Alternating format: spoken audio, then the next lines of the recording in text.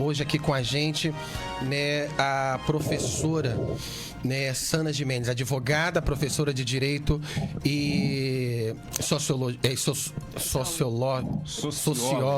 Oh, meu Deus do céu, agarrou aqui agora. Professora de Direito e socióloga. Doutora em Sociologia Política e especialista em Direito Público. Coordenadora do curso de Direito da Unifru. Não é isso mesmo, professora? Muito boa tarde à sua rádio. Olá, tudo bem? Já é um prazer te rever. Prazer todo nosso. Tá saindo aí, operador? Houve alguma falha? Com vocês e com todos os seus ouvintes também. É um prazer todo nosso. Aliás, é um prazer inenarrável, né, ter a senhora aqui. A senhora já esteve aqui numa oportunidade na época com o Fabinho Almeida, sim, né? Ele teve um programa aqui. E agora de volta para tratar um assunto bem sensível, um assunto, né, que está repercutindo aí o Brasil todo. Infelizmente, Campos hoje, né, estando aí no topo, né? Só que com uma notícia, né, ruim, né? Infelizmente, né? Pedro, é com você.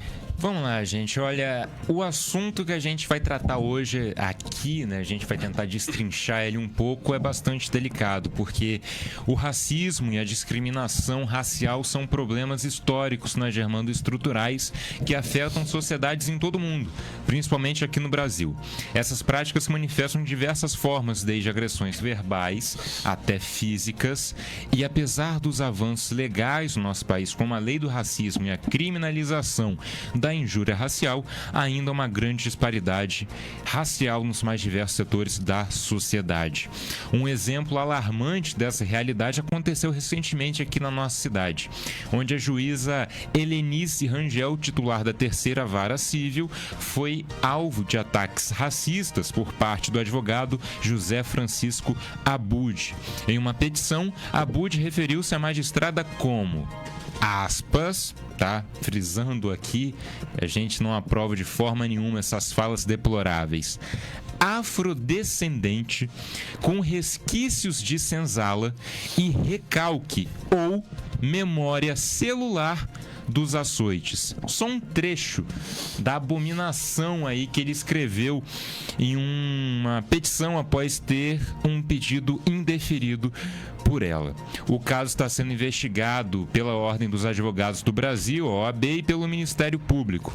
A Corregedoria da Seccional do Rio de Janeiro da OAB, agora sim, decidiu pedir a exclusão do advogado dos quadros aí do órgão.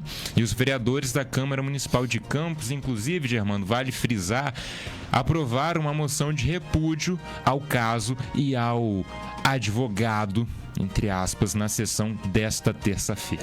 Perfeitamente. Olha, esse episódio ressalta a persistência do racismo em nossas instituições e a necessidade urgente de enfrentá-lo de maneira eficaz, né?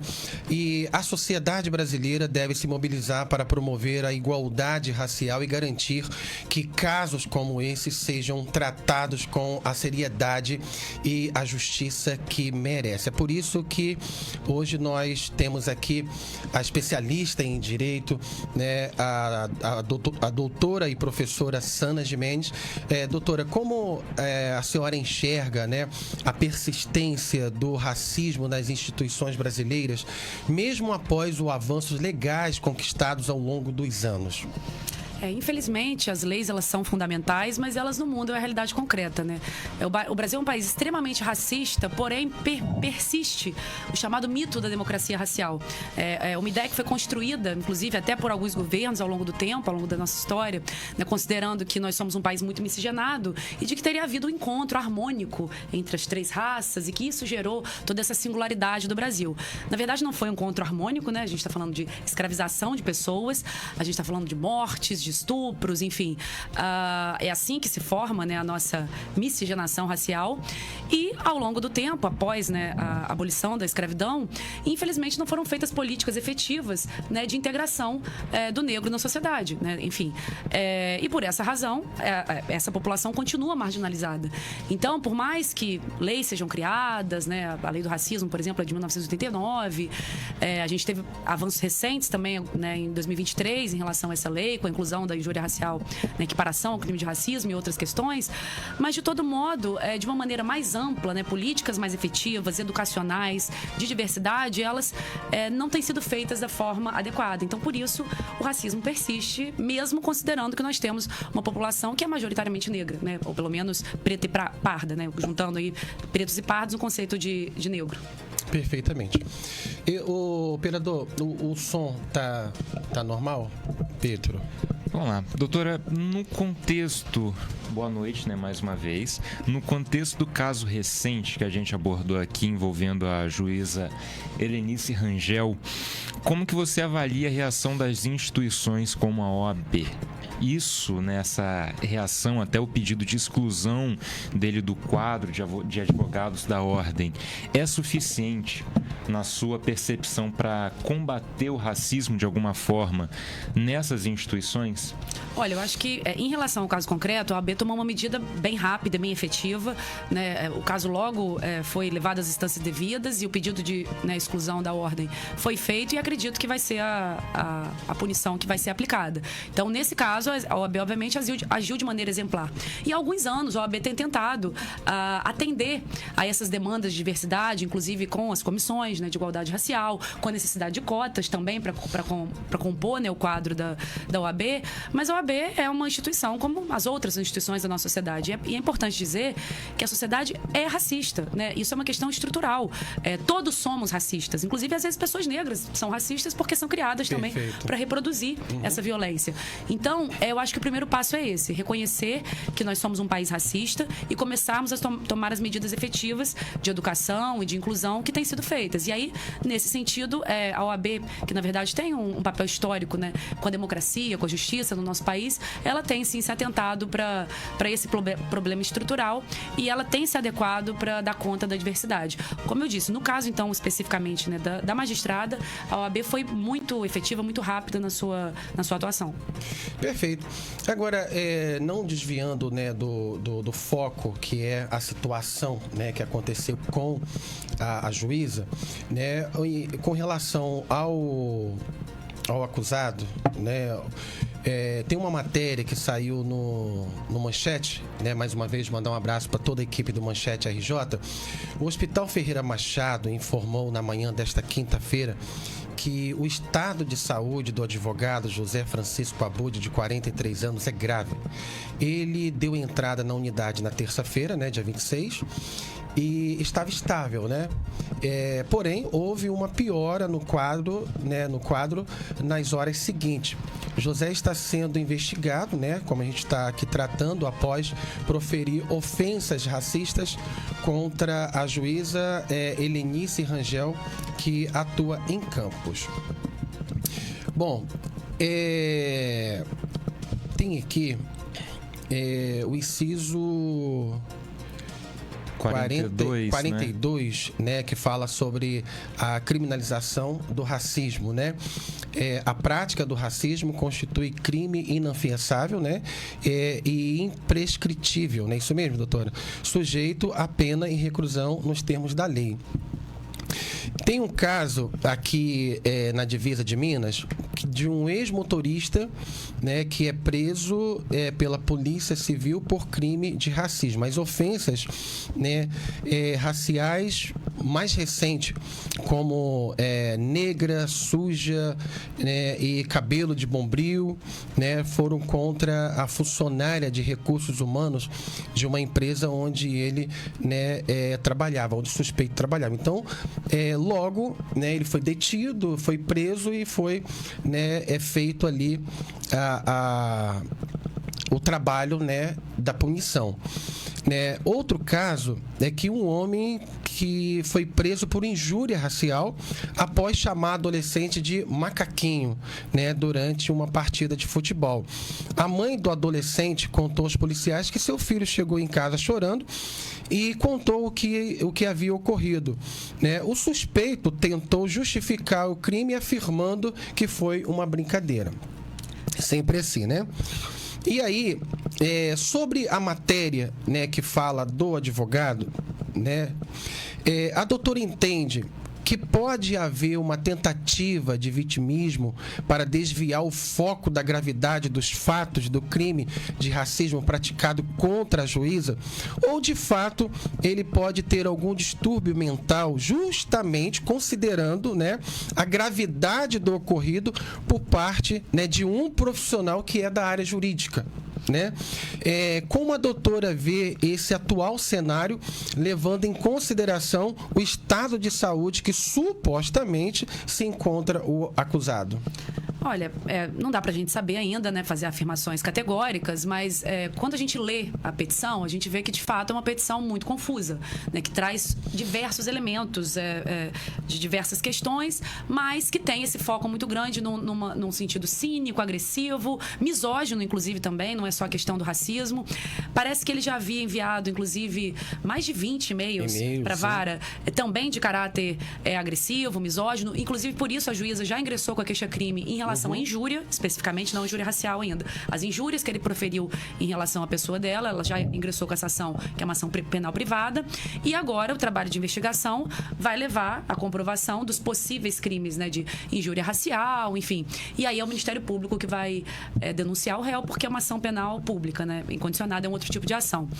Mas eu não sou psicóloga nem psiquiatra, mas eu penso o seguinte: eu conheço muitas pessoas que têm transtornos mentais, já trabalhei muito próxima da saúde mental, e eu não vejo essa ligação necessária, né, entre o transtorno e você, de repente, desencadear um quadro racista, misógino. Essas são questões que já estão dentro do indivíduo, né?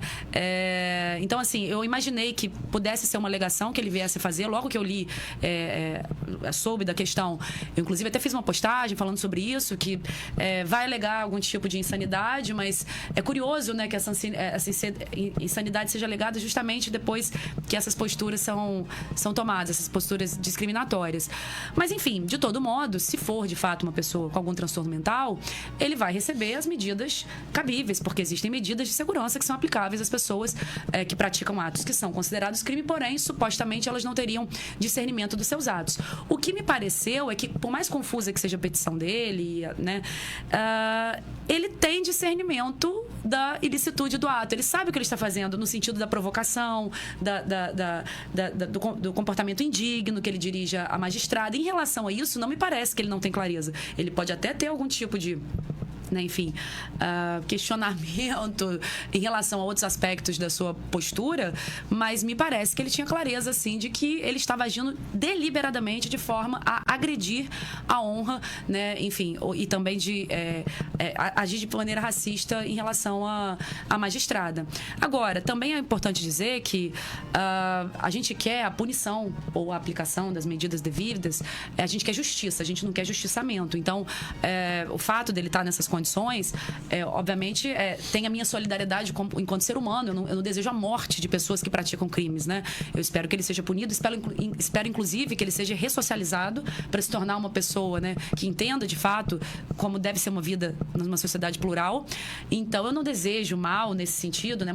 Mas também não fico com tanta pena, considerando que eu acho que a gente ainda precisa apurar o que de fato está por trás aí dessa suposta tentativa, né, de suicídio também que ele teria cometido. Não sei se foi isso também, isso ainda vai ser apurado, né? E se foi tentativa, de fato. Então, isso ainda vai ser apurado. Agora, a senhora entende que a maneira em que ele agiu, né, no seu ponto de vista, né, tão expressivo, né, foi uma forma dele se declarar que ele é racista, né, analisando ali os fatos, a maneira, né, o peso de tudo que está, né, no processo, os e-mails. Será que foi uma forma? A senhora entende que é uma forma dele expressar que ele é racista? Sim, eu acho que as pessoas, quando elas são levadas a algumas condições de pressão, elas, como eu falei, não necessariamente significa um transtorno mental total, mas elas acabam mostrando os traços reais da sua personalidade, né? A gente até brinca, quando você quer conhecer uma pessoa de verdade, você tem que conhecer a pessoa nas situações mais difíceis. E aí você conhece. Então, talvez ele, muito estressado já, com os trâmites do processo, enfim, ele tinha uma ligação pessoal em relação à causa, né? Porque, se eu não me engano, a mãe dele é uma das pessoas que tem interesse ali naquela ação, enfim. E aí ele expressa a indignação dele, de repente, com os trâmites normais, né, do processo, não de uma maneira legítima. Ele expressa com aquilo que ele tem dentro dele, que é o de pior que ele tem dentro dele, que é o racismo, a misoginia, a violência. Então, por isso que acho que talvez caminhe mais por aí. Caminhe, né? Bacana. Olha, quem está com a gente, né, também para falar a respeito, né, dessa situação tão constrangedor, né, para o nosso país, e Campos, mais uma vez, no topo da informação, né, ruim. Infelizmente. Né? Infelizmente, sendo vista de maneira que nenhum campista gostaria, né? Quem está com a gente é a Manu Ramos, Germando. Ela é assistente social e pesquisadora sobre racismo e relações étnico-raciais. Perfeitamente. Manu, é um prazer, né, receber aí a sua chamada aqui no jornal A Voz de Campos, né? Aqui o Pedro na nossa bancada e a advogada especialista em direito, doutora Sana Jimenez. Muito boa noite, Manu. Muito boa noite, querido. Agradeço mais uma vez a oportunidade de participar do seu programa. Uma boa noite a todos que nos escutam. É sempre muito importante a gente poder trazer informações, né, de forma clara, para poder conscientizar toda a população, porque o racismo, a injúria, não são questões e crimes praticados de hoje, não é verdade? A gente já tem isso acometendo a nossa sociedade por séculos. Então, é sempre muito importante poder trazer informação para toda a sociedade e a gente poder viver na sociedade respeitosa que nós desejamos. Perfeitamente. Manu, aproveitando a presença aqui da doutora Sana, né, que é especialista em direito, e se tratando também, né, de um caso envolvendo, infelizmente, né, uma pessoa do direito, né, que é um advogado, como você vê essa situação, né, essa provocação aí com a juíza? Eu acho que a grande questão que estarreceu, né, toda a sociedade campista, talvez pela audácia, né, em escrever de forma tão explícita questões envolvendo todo o racismo, e como a doutora Sana muito bem colocou, expondo tudo que há de pior dentro desse ser humano, né, numa peça jurídica, né?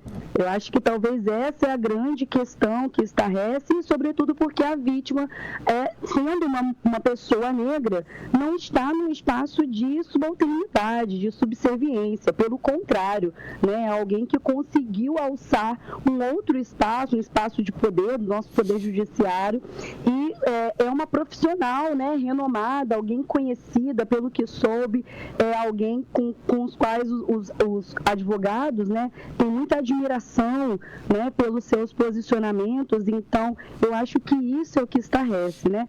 Quando, na verdade, a gente, infelizmente, lida com números altíssimos de casos de racismo em todas as suas expressões no nosso município de Campos, uma cidade de expressa maioria negra. Mas nós temos casos de racismo cotidianamente, né? Em todas as classes sociais. E é importante sempre, como eu disse, a gente trazer uma informação adequada e clara, porque muitas das vezes as pessoas que se balizam a partir do racismo, enquanto esse sistema de poder que pensa que pessoas brancas detêm certos privilégios e pessoas negras devem ser vistas de forma subalterna, né? Essas pessoas muitas das vezes pensam, mas por conhecer que há legislações que criminalizam essa prática, dentre elas eu vou destacar a Lei 7.716, de uma grande referência, não só política, mas também do movimento negro, que é o Carlos Alberto, né? Doutor Carlos Alberto, conhecido popularmente como K.O., e a lei, né, leva esse nome, Lei K.O., por saber da criminalização dessa prática, muitas das pessoas deixam de expor ela de forma explícita na nossa sociedade. Mas como pessoas negras, nós percebemos olhares, nós percebemos quando uma fala ela é tendenciosa, quando determinados adjetivos não são usados com pessoas brancas, mas são usados com pessoas negras, como que os estereótipos estão construídos na nossa sociedade e a gente ainda vê pessoas negras sendo ligadas automaticamente a questões envolvendo violência, agressividade, quando isso não é feito com pessoas brancas, né? Isso está presente na nossa sociedade, infelizmente, é o que nós chamamos de racismo estrutural, né? A forma como o racismo, ele se molda e ele permeia todas as áreas da vida social, fazendo, sim, infelizmente, com que pessoas negras estejam em lugares em que essa opressão, né, faz com que ela não alcance determinados espaços, não alcance seus direitos, ache até mesmo que realizar registros de ocorrência com relação a esse crime é algo que não vai dar em nada, quando a todo momento a gente precisa sim dizer que é necessário, né, fazer o registro de ocorrência, é necessário ir atrás dos seus direitos para que aquele racista seja sim envergonhado dessa prática tão cruel. Agora, no caso dele, ele tinha um entendimento, né, da lei que iria dar algo, iria dar ruim, né, para ele, né? Pelo menos eu acredito, né? Porque ele lida com a lei, lida com o direito diariamente, pelo menos supostamente, né? Acredito. E ele estava lidando com um processo que foi negado pela juíza. Agora, diante dessa situação, né? Você que lida diretamente com o movimento negro e a cultura, né, da nossa cidade, que não é muito boa, né? A gente, né? Enfim, qual o impacto que uma situação dessa pode causar na nossa cidade, no nosso município? Eu costumo sempre dizer que Campos, apesar de ter um conservadorismo, né, e a nossa história arraigada com relação à questão do nosso passado escravocrata, também é território de pessoas importantíssimas, de figuras públicas, não só atuais, mas históricas, com total relevância com relação à luta abolicionista e à luta dos direitos das pessoas negras. Inclusive, minha dissertação de mestrado trata disso, né? Campos foi a primeira cidade no país a instituir, em 1997, uma primeira secretaria municipal para tratar de igualdade racial e direitos das pessoas negras. Então, apesar de tudo isso, Campos também é lugar de resistência. E os movimentos negros aqui presentes, homens e mulheres negros, permanecem fazendo essa resistência. Eu queria destacar duas questões, né? A primeira é que sempre foi muito comum atrelar a questão do racismo a questão da sanidade mental. As pessoas dizerem que quem comete esse tipo de crime, esse tipo de violência, é alguém doente, né? E eu discordo completamente desse tipo de argumento, porque não considero isso doença, eu considero isso de fato crime, né? E como a doutora Sandra colocou anteriormente, desejo muitíssimo que ele se recupere das suas questões clínicas, né, que têm sido noticiadas aí na nossa mídia local, para que ele possa responder criminalmente pelo crime que ele cometeu. E, ao mesmo tempo, deixar aqui uma frase da querida sambista doutora Ivone Lara, em que ela diz: não me comove o pranto de quem é ruim, né? Eu quero que ele se recupere para que ele tenha saúde o suficiente para responder pelo seu crime. E um outro ponto que eu queria destacar é que, muitas das vezes, as pessoas que cometem uma situação de discriminação racial ou de racismo deliberadamente, né, porque há na lei uma forma diferenciada de compreender as duas questões, muitas das vezes eles contam com que a doutora Cida Bento vai chamar na sua tese de doutorado e num livro recentemente publicado, que é com o Pacto da Branquitude. Né? O que é isso? É um conjunto de regras e normas que não estão escritas em lugar nenhum, mas a pessoa se sente tão consciente, tão crente de que aquilo não vai dar em nada, que ela acaba cometendo crime ciente de que uma outra pessoa, muitas das vezes, com o mesmo entendimento que ele tem, com a mesma formação que ele tem, vai livrá-lo de uma possível acusação. Eu acho que nesse caso, como a vítima é uma magistrada, isso também cai na comoção da sociedade, e eu tenho certeza que toda a sociedade de Campos deseja que o doutor José Francisco Abud pague pelo crime que cometeu e que a gente tenha a justiça de fato. Perfeitamente. Ô, Manu, muito obrigado por sua participação. Mando um grande abraço aí pro amigo Totinho e toda a sua equipe aí, tá bom? Meus parabéns. Obrigada, querido. Conte sempre conosco. Tchau, tchau. De volta aqui nos estúdios, doutora Sana, para a gente, né, concluir o nosso bate-papo de hoje, né? Infelizmente, num assunto bem desagradável, bem sensível para a nossa sociedade. E para a gente, né, concluir a nossa participação, conforme a Manu, né, colocou, a senhora acha que há uma brecha, né, no direito e que leva, né, a atribuir situações como essa à insanidade mental? Não, acho que não há uma brecha no direito, né? O que há, né, como a Manu colocou muito bem, é essa questão realmente de um pacto da branquitude que faz com que as pessoas racistas se sintam muito à vontade de expressar o seu racismo achando que não vai acontecer nada. Mesmo que, claro, ele é um advogado, a vítima uma magistrada, mas talvez ele achasse, e aí por isso que eu acho que o componente da misoginia também é importante ser destacado, talvez por achar que fosse uma mulher, ela é uma pessoa muito cordial, até onde eu não conheço pessoalmente, mas toda a advocacia fala muito bem do atendimento da doutora Helenice, talvez ele achasse que ele pudesse fazer isso reiteradamente, que nada ia acontecer, pela paciência, pela gentileza da magistrada, e aí ele só foi aumentando, acho que o limite aí do que ele disfarçava ali em relação ao desrespeito dele em relação à figura da magistrada. Em algum momento ele teve coragem de eu vou escancarar logo tudo que eu penso, sinto. E essa é a questão. A gente verifica a insanidade e aí a inimputabilidade se ele não sabe o que ele está fazendo, se ele não tem dimensão de que aquelas falas são falas ofensivas. E não me parece que ele não tinha dimensão, muito pelo contrário, me parece que ele fez exatamente para ofender. Então, se uma pessoa pratica um ato com consciência do que está praticando, a gente não pode dizer que então ele é inimputável, que a insanidade vai livrá-lo da responsabilização criminal. Ele deve responder. Não pode simplesmente dizer que ele era um louco, de jeito né? nenhum. Ainda que, de fato, ele tenha algum tipo de transtorno mental. A pergunta é, em relação às posturas racistas, ele tinha consciência de que ele estava agredindo a dignidade, né, enfim, a etnia, toda a honra da magistrada, ou não? Perfeitamente.